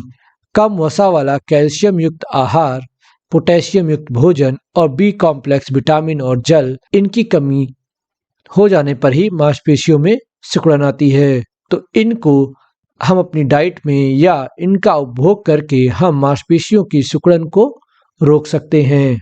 नेक्स्ट, उस मांसपेशीय प्रोटीन को पहचानिए जो थिक फिलामेंट का हिस्सा नहीं है। Identify a muscle protein that is not a part of thick filament. तो इसके ऑप्शन है मायोसिन, ट्रोपोमायोसिन, सी प्रोटीन या एम प्रोटीन। तो इनमें से कौन सी प्रोटीन थिक फिलामेंट का हिस्सा नहीं है? इसका सही आंसर है ऑप्शन बी, ट्रोपोमायोसिन। ट्रोपोमायोसिन जो है वो एक्टिन फिलामेंट में पाई जाती है, जो कि पतले फिलामेंट होते हैं, यानी ये थिन फिलामेंट होते हैं, जबकि मायोसिन जो होते हैं वो थिक फिलामेंट होते हैं। आपको मैंने शायद बताया है या नहीं बताया है, बता देता हूं मैं। एक्टिन और मायोसिन दो तरीके के फिलामेंट पाए जाते हैं, जिसमें एक्टिन थिन और मायोसिन थिक फिलामेंट कहलाते हैं। ये दोनों ही प्रोटीन फिलामेंट होते हैं, जिसमें एक्टिन में ट्रोपोमायोसिन नामक प्रोटीन पाया जाता है। नेक्स्ट, मांसपेशियों में किस तत्व के पर्याप्त होने से खिलाड़ी देर तक नहीं थकता? Which element in the muscle does not make the player tired for a long time? तो इसके ऑप्शन है fatty acid, glycogen, amino acid या बायोटीन। तो मांसपेशियों में वो कौन सा तत्व अगर मौजूद है तो खिलाड़ी देर तक थकेगा नहीं? तो इसका सही आंसर है ऑप्शन बी, ग्लाइकोजन। मांसपेशियों में अगर पर्याप्त मात्रा में ग्लाइकोजन मौजूद है तो खिलाड़ी देर तक नहीं थकता। क्यों? क्योंकि ग्लाइकोजन है जो वो हमको एनर्जी प्रोवाइड करता है। ग्लाइकोजन के रिएक्शन से बॉडी को एनर्जी मिलती रहती है, जिससे खिलाड़ी देर तक नहीं थकता। नेक्स्ट, निम्न में से कौन सी मांसपेशी कमर की सबसे चौड़ी मांसपेशी है? Which of the following is the widest muscle in the waist? तो इसके ऑप्शन है ट्रेपेजियस, लेटिमस डॉर्सी, लेविटाई स्कैपुली या रोमोइड मेजर। तो इनमें से कौन सी मांसपेशी कमर की सबसे चौड़ी मांसपेशी है? तो इसका आंसर लगभग सबको पता होगा। तो इसका सही आंसर है ऑप्शन बी, लेटिसिमस डॉर्सी। लेटिसिमस डॉर्सी कमर की सबसे चौड़ी मांसपेशी होती है। नेक्स्ट, मानव शरीर में सर्वाधिक शक्तिशाली मांसपेशियां कहाँ होती हैं? Where are the most powerful muscle in the human body? तो इसके ऑप्शन है पाँव में, जांघों में, जबड़े में या बाहों में। तो मानव शरीर में सर्वाधिक शक्तिशाली मांसपेशियां कहाँ पाई जाती हैं? तो इसका सही आंसर है ऑप्शन सी, जबड़े में। मानव शरीर की सबसे शक्तिशाली मांसपेशियां जबड़े में पाई जाती हैं। मानव शरीर का जबड़ा या जॉ जो होता है वो इतना मजबूत होता है कि वो 280 किलोग्राम से अधिक का वजन सहन कर सकता है। इसीलिए सबसे मजबूत मांसपेशियां कहाँ होती हैं? जबड़े में होती हैं। नेक्स्ट, मानव शरीर में मांसपेशियों को प्रकार होते हैं। What are the types of muscle in the human body? तो मानव शरीर में मांसपेशियों के कितने प्रकार होते हैं? तो अगर आपने सही से ये वीडियो देखा है अब तक और सारे क्वेश्चंस को पॉइंट वाइज नोट किया है तो इसका आंसर आपको पता होगा। आप कमेंट बॉक्स में कमेंट कर इसका आंसर दीजिए। तो इसके ऑप्शन है वॉलंटरी एवं इनवॉलंटरी, इनवॉलंटरी एवं कार्डिक, वॉलंटरी इनवॉलंटरी एवं कार्डियक या फिर कार्डियक एवं वॉलंटरी मसल्स। तो मांसपेशियों के कितने प्रकार होते हैं? तो इसका सही आंसर है ऑप्शन सी, वॉलंटरी, इनवॉलंटरी एवं कार्डिक मसल। मानव शरीर में 3 प्रकार की मांसपेशियां पाई जाती हैं। वॉलंटरी जिनको हम स्वैच्छिक मसल या ऐच्छिक मसल के नाम से जानते हैं, इनवॉलंटरी अनैच्छिक मसल और कार्डिक यानी हृदय पेशी। ये 3 मांसपेशियां मानव शरीर में पाई जाती हैं। नेक्स्ट, हमारे शरीर में वसा तथा ऊतक के मेल को कहते हैं। What is the combination of fat and tissue in our body? तो इसके ऑप्शन न्यूट्रिशन, बॉडी कंपोजिशन, मांसपेशियों की ताकत या शारीरिक स्वस्थता। तो वसा तथा ऊतक के मेल को हम किस नाम से जानते हैं? तो शरीर में वसा और ऊतक का मेल क्या कहलाता है? तो इसका सही आंसर है option B, body composition. Body composition को हम वसा और ऊतक का मेल या कॉम्बिनेशन कह सकते हैं। नेक्स्ट, निम्न में से शरीर की सबसे मजबूत स्नायु है। Which of the following is the strongest muscle in the body? तो इसके ऑप्शन है रेक्टस फीमोरस, सोलियस, स्टेरोनोमास्टोइड या बाइसेप्स। तो इनमें से सबसे मजबूत स्नायु यानी मांसपेशी कौन सी है? तो जिन लोगों को भी इसका सही आंसर पता है अपने कॉपी पर नोट कर लें और इन क्वेश्चंस को आप वन लाइनर की तरीके से नोट भी कर सकते हैं। ये आपके आने वाले एग्जाम के लिए बहुत इंपॉर्टेंट है। तो इसका सही आंसर है ऑप्शन ए, रेक्टस फीमोरस। निम्न में से शरीर की सबसे मजबूत स्नायु है रेक्टस फीमोरस। और रेक्टस फीमोरस जो मांसपेशी होती है ये बॉल को किक मारने में सहायक होती है। नेक्स्ट, अनैच्छिक पेशी का दूसरा नाम क्या है? What is another name of involuntary muscles? तो इसके ऑप्शन है रेखित पेशी, कंकाल पेशी, अरेखित पेशी या हृदय पेशी। तो अनैच्छिक पेशियों का दूसरा नाम आपको बताना है, यानी हम अनैच्छिक पेशियों को और किस नाम से जानते हैं? तो इसका सही आंसर है ऑप्शन सी, अरेखित पेशी, नॉन स्टेट मसल। अनैच्छिक पेशियों को हम अरेखित पेशी के नाम से जानते हैं। अनैच्छिक पेशियों को हम वैसे क्या कहते हैं? तो अनैच्छिक पेशियां वो पेशियां होती हैं जो हमारी इच्छा अनुसार कार्य नहीं करती, मतलब इनको हम कंट्रोल नहीं कर सकते। ठीक है, इन पर हमारा कंट्रोल नहीं होता। और ऐच्छिक मांसपेशियां वो मांसपेशी होती हैं जिन पर हमारा कंट्रोल होता है। जैसे हमें हाथ उठाना है तो ये हमारा कंट्रोल है इस पे ना, हम हाथ को अपने हिसाब से उठा सकते हैं, उसको मोड़ सकते हैं, तो वो ऐच्छिक मांसपेशियां वहां पे होती हैं। और ऐच्छिक मांसपेशियां कौन सी होती हैं? तो वो होती है कंकाल पेशियां और रेखित पेशी। इनको हम ऐच्छिक मांसपेशियां भी कहते हैं या कह सकते हैं ऐच्छिक मांसपेशियों को इन 2 और नामों से भी जाना जाता है। नेक्स्ट, पेशीय विज्ञान के अंतर्गत किसका अध्ययन किया जाता है? What is studied under kinesiology? तो इसके ऑप्शन है शारीरिक बनावट, बीमारियों का, गति का, इनमें से कोई नहीं। तो पेशीय विज्ञान के अंतर्गत हम किसका अध्ययन करते हैं? तो इसका सही आंसर है ऑप्शन सी गति का। किन्सियोलॉजी के अंदर हम गति का अध्ययन करते हैं। किन्सियोलॉजी जो है वो दो शब्दों से मिलकर बना है, किन्सियो प्लस लॉजी। किन्सियो का मतलब होता है गति और दूसरा शब्द है लोगस, जिसको हम लॉजी लिखते हैं। इसका मतलब होता है अध्ययन। तो गति का अध्ययन किन्सियोलॉजी के अंतर्गत किया जाता है और अरस्तु को हम किन्सियोलॉजी का जनक मानते हैं। अरस्तु का नाम सबने सुना होगा, तो अरस्तु को हम किन्सियोलॉजी का जनक मानते हैं, इंग्लिश में एरिस्टोटल। नेक्स्ट, हृदय की मांसपेशियां किस प्रकार की होती हैं? What are the type of heart muscle? तो इसके ऑप्शन ऐच्छिक, अनैच्छिक, उपरोक्त दोनों, इनमें से कोई नहीं। तो हृदय की मांसपेशियां किस तरीके की मांसपेशियां होती हैं? तो इसका सही आंसर है, लगभग सबका आंसर ये सही होना चाहिए, और इसका सही आंसर है ऑप्शन बी, अनैच्छिक। हृदय की मांसपेशियां इनवॉलेंट्री या अनैच्छिक होती हैं, यानी हृदय की मांसपेशियों को हम अपने अनुसार कंट्रोल नहीं कर सकते, वो अपनी इच्छा अनुसार 24 घंटे कार्य करती रहती हैं। इसीलिए ये अनैच्छिक मांसपेशियां होती हैं। अगर इनको हम कंट्रोल करेंगे तो हमारे लिए ये समस्या हो सकती है, इसीलिए ये इनवॉलेंट्री मसल्स होती हैं। नेक्स्ट, पेशीय विज्ञान का जनक किसे कहते हैं? Who is known as the father of muscle science और किन्सियोलॉजी? तो इसके ऑप्शन है आर्किमिडीज, न्यूटन, अरस्तु या गैलेन। अभी दो क्वेश्चन पहले मैंने एक एक्सप्लेनेशन में इसका आंसर आपको बताया, और इसका सही आंसर है ऑप्शन सी, अरस्तु, एरिस्टोटल। अरस्तु को हम पेशीय विज्ञान या किन्सियोलॉजी का जनक कहते हैं। नेक्स्ट, पूर्ण मांसपेशीय टोन इनमें से किससे सर्वाधिक संबंधित होता है? Absolute muscle tone is most related to which of the following? तो इसके ऑप्शन है गतिविधि समय, क्रिया समय, विश्राम समय या प्रत्युत्तर समय। तो पूर्ण मांसपेशीय टोन यानी एब्सोल्यूट मसल टोन किससे रिलेट करता है?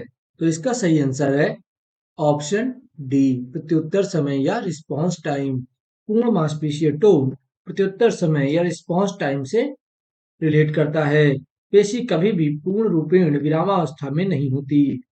आभासी रूप से हमेशा विश्रामशील पेशी में भी हल्की सी संकुचन की स्थिति बनी रहती है, जिसे पेशी टोन कहते हैं।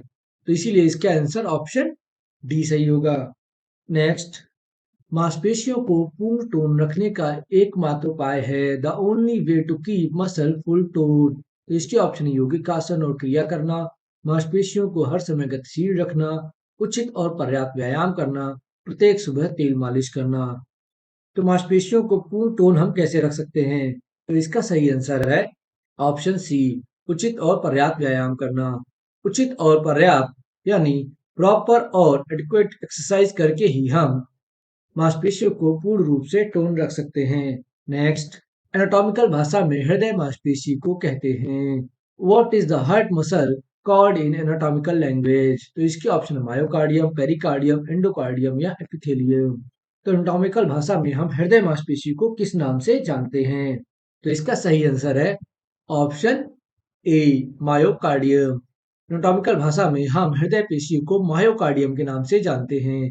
वैसे तो देखा जाए तो पेरिकार्डियम, एंडोकार्डियम और मायोकार्डियम ये तीनों ही हार्ट की लेयर्स होती हैं, हृदय की परतों के नाम है। लेकिन मायोकार्डियम जो है वो मध्यम परत होती है, और हम हृदय पेशियों को मेनली इसी के नाम से जानते हैं, यहाँ मुख्यतः पूछा है। नेक्स्ट, लाल तंतु से बने स्लो ट्विस्ट मांसपेशियां उपयुक्त होती हैं। What are the slow twist muscle made for red fibre? तो इसके ऑप्शन है शक्ति के लिए, गति के लिए, संतुलन के लिए या सहन शक्ति के लिए। तो लाल तंतु से बनी यानी रेड फाइबर से बनी जो स्लो ट्विस्ट मांसपेशियां होती हैं वो किस चीज के लिए उपयुक्त होती हैं? तो इसका सही आंसर है ऑप्शन डी, सहन शक्ति के लिए, फॉर स्टेमिना, या इसको हम इंडोरेंस कह सकते हैं। ठीक है, अब स्टेमिना की जगह हम इंडोरेंस शब्द का यूज करते हैं। तो ये सहन शक्ति के लिए सबसे उपयुक्त होती हैं। रेड मसल फाइबर जो होते हैं ये इंडोरेंस क्रियाओं के लिए बहुत अच्छे होते हैं, इसीलिए हम लॉन्ग रेसेस में या लॉन्ग रेसर्स में देखते हैं कि रेड मसल फाइबर्स की क्वालिटी ज्यादा होती है। नेक्स्ट, शरीर के किस भाग में वृहत एवं मजबूत मांसपेशियां पाई जाती हैं? In which part of the body are there large and strong muscles? तो इसके ऑप्शन है वक्ष में, निम्न भाग में, पेट में या ऊपरी भाग में। तो शरीर के किस भाग में वृहत और मजबूत मांसपेशियां पाई जाती हैं? तो इसका सही आंसर है ऑप्शन बी, निम्न भाग में, लोअर लिम्ब में। यहाँ फॉलोइंग पार्ट लिखा है, इसको हम कहेंगे लोअर लिम्ब में। लोअर लिम्ब में शरीर के सबसे मजबूत और वृहत मांसपेशियां पाई जाती हैं। नेक्स्ट, स्केलेटल मसल द्वारा प्रति centimetre square cross sectional area द्वारा कितनी मात्रा में तनाव आरोपित किया जाता है? How much stress can be extracted bye 1 centimetre square cross sectional area by the skeletal muscle? तो इसके ऑप्शन है 1 से 2 किलोग्राम, 3 से 4 किलोग्राम, 5 से 6 किलोग्राम या 7 से 8 किलोग्राम। तो स्केलेटल मसल द्वारा एक क्रॉस सेक्शनल एरिया में पर सेंटीमीटर स्क्वायर पर कितनी मात्रा में तनाव आरोपित होता है? तो इसका सही आंसर है ऑप्शन बी, 3 से 4 किलोग्राम। स्केलेटल मसल द्वारा 1 centimetre square cross sectional area पर 3 से 4 किलोग्राम का तनाव आरोपित होता है। नेक्स्ट, मांसपेशियों में कौन सी प्रोटीन पाई जाती है? What protein found in muscles? तो इसके ऑप्शन है एल्बुलिन, ग्लोबुलिन, एक्टिन और मायोसिन या इनमें से कोई नहीं। तो कौन सी प्रोटीन मांसपेशियों में पाई जाती है? तो इसका आंसर भी लगभग सभी को पता होगा। मैंने कुछ क्वेश्चन पहले ही एक एक्सप्लेनेशन में इसका आंसर बताया था, और इसका सही आंसर है ऑप्शन सी, एक्टिन और मायोसिन। एक्टिन और मायोसिन मांसपेशियों में पाए जाने वाले प्रोटीन होते हैं। नेक्स्ट, एक स्थान पर जॉगिंग करने से, जॉगिंग इन वन प्लेस, तो इसके ऑप्शन मांसपेशियां सख्त हो जाती हैं, मांसपेशियां मजबूत हो जाती हैं, घुटने के पीछे के अतिरिक्त सभी मांसपेशियां मजबूत हो जाती हैं, मांसपेशियां कमजोर हो जाती हैं। तो एक स्थान पर जॉगिंग करने से हमारे शरीर पर क्या इफेक्ट पड़ता है? तो इसका सही आंसर है ऑप्शन सी, घुटने के पीछे के अतिरिक्त सभी मांसपेशियां मजबूत हो जाती हैं। एक स्थान पर जॉगिंग करने से घुटने के पीछे के हिस्से को छोड़कर शरीर की बाकी सभी मांसपेशियां धीरे धीरे मजबूत हो जाती हैं। नेक्स्ट, टेनिस फोरहेड में कौन सी वक्षपेशी का प्रयोग किया जाता है?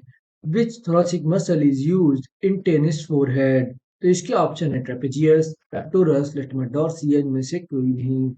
टेनिस में फोरहेड शॉट खेलते समय हम वक्ष की कौन सी पेशी का उपयोग करते हैं? तो इसका सही आंसर है option B, pectoral. Tennis forehand shot खेलते समय हम वक्ष की पेक्टोरियस मेजर मसल का उपयोग करते हैं। पेक्टोरल मेजर और माइनर दो मसल्स होती हैं, इसीलिए यहाँ पे पेक्टोरल लिखा गया है। पेक्टोरल मेजर और माइनर दोनों मांसपेशियों का उपयोग टेनिस फोरहेड शॉट खेलने में होता है। Next, lean body mass. What is lean body mass? शरीर में पेशी, हड्डी और दूसरे वसा रहित टिश्यूज, शरीर के वसा भरित टिश्यूज, शरीर का कुल वजन, इनमें से कोई नहीं। तो लीन बॉडी मास क्या होता है? तो इसका सही आंसर है ऑप्शन ए, शरीर की पेशी, हड्डी और दूसरे वसा रहित टिश्यूज। यानी बॉडी से अगर हम फैट को हटा दें तो जो हिस्सा बचता है वो लीन बॉडी मास कहलाता है।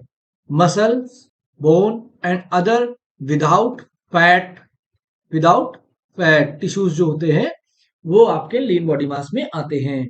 नेक्स्ट, मानव शरीर में मांसपेशियों के जोड़ों की संख्या होती है। How many muscles are there in human body? तो इसके ऑप्शन है 200, 250, 300 या 350।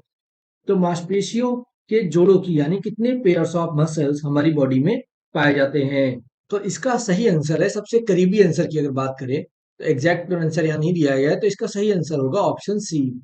हमारे शरीर में 320 जोड़ी मांसपेशियां यानी पेयर्स ऑफ मसल्स पाई जाती हैं, इसीलिए इसका सबसे सही आंसर ऑप्शन सी होगा। 300 इसके सबसे करीब का आंसर है।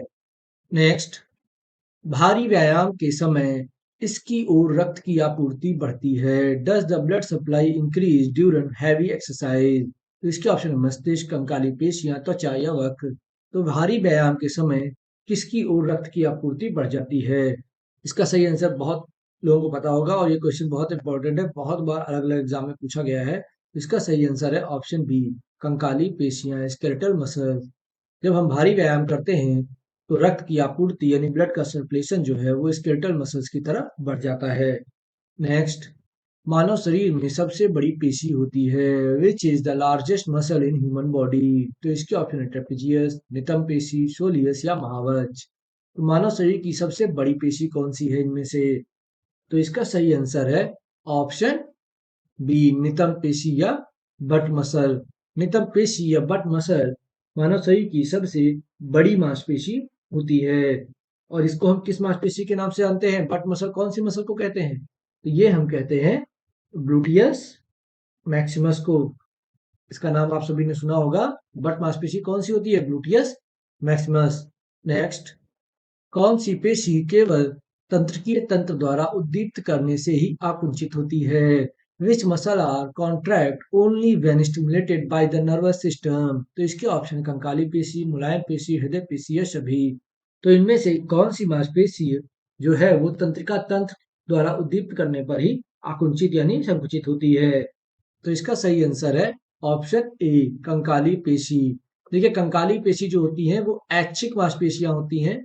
तो ये तभी संकुचित होंगी जब तंत्रिका तंत्र से कोई सिग्नल आएगा। इसीलिए इसका आंसर ऑप्शन ए होगा। बाकी हृदय पेशी जो है वो अनैच्छिक मांसपेशियां होती है, इनको हम कंट्रोल नहीं कर सकते। तो इसीलिए इसका आंसर ऑप्शन ए होगा। नेक्स्ट, यदि जोरदार काम में पेशी को चोट पहुंचती है तो व्यायाम इतने घंटों के बाद किया जा सकता है? If the muscle is hurt by strenuous work, can the exercise be done after so many hours? अगर हम कोई भारी काम कर रहे हैं और इससे हमारी मांसपेशियों को चोट पहुंच जाती है, यानी विगोरियस वर्कआउट कर रहे हैं जिससे मांसपेशी में चोट लग जाए, तो हमें कितना रेस्ट करना चाहिए, मतलब कितने समय का रेस्ट देकर दोबारा व्यायाम करना चाहिए? तो इसके ऑप्शन 12 घंटे, 24 घंटे, 36 घंटे या 48 घंटे। और इसका सही आंसर है ऑप्शन डी, 48 घंटे। यदि जोरदार काम से पेशी को चोट पहुंचती है तो कम से कम 48 घंटे यानी 2 दिन के रेस्ट के बाद ही हमको दोबारा व्यायाम करना चाहिए। तो ये आज की इस रिवीजन क्लास का लास्ट क्वेश्चन था। क्योंकि ये पहली रिवीजन क्लास थी इसलिए इसमें हमने सिर्फ 100 क्वेश्चन ही रखे। और अभी हमारे एग्जाम में टाइम भी है और बहुत लोग एनवीएस और केवीएस के एग्जाम पर ज्यादा जोर दे रहे होंगे क्योंकि उसका टायर 1 का एग्जाम पहले होना है। इसके अलावा ईएमआरएस का एग्जाम भी लोगों का शेड्यूल है 14 दिसंबर को। तो इसीलिए इसमें अभी हम 100 क्वेश्चंस करा रहे हैं। आगे के वीडियोस में हम नंबर ऑफ क्वेश्चंस और बढ़ाएंगे और मैराथन्स जो होंगी इनमें मैं सोचूंगा कि एक ही क्लास में एक टॉपिक को पूरा कवर किया जाए। लेकिन जब तक ये एग्जाम्स नहीं हो जा रहे हैं तब तक 100 क्वेश्चंस की वीडियोस या रिवीजन क्लासेस आपको मिलती रहेंगी। और किसी भी वीडियो में नंबर ऑफ क्वेश्चंस इंक्रीज भी हो सकते हैं। हमने 100 क्वेश्चंस मिनिमम रखे हैं। तो अगर आपको हमारी ये पहल अच्छी लगी तो कमेंट कर हमें जरूर बताएं और वीडियो को लाइक और शेयर करना ना भूलें। ये सभी वीडियोस आपको एलटी ग्रेड की रिवीजन क्लासेस की प्लेलिस्ट में मिलेंगे, जहां क्लिक करके आप ये वीडियोस देख सकते हैं। और ये वीडियोस आपस में अपने दोस्तों को जरूर शेयर करें और प्लेलिस्ट को भी। धन्यवाद दोस्तों, अगले वीडियो के साथ फिर मुलाकात होगी। तब तक के लिए सभी अपना ख्याल रखिए। जय हिंद।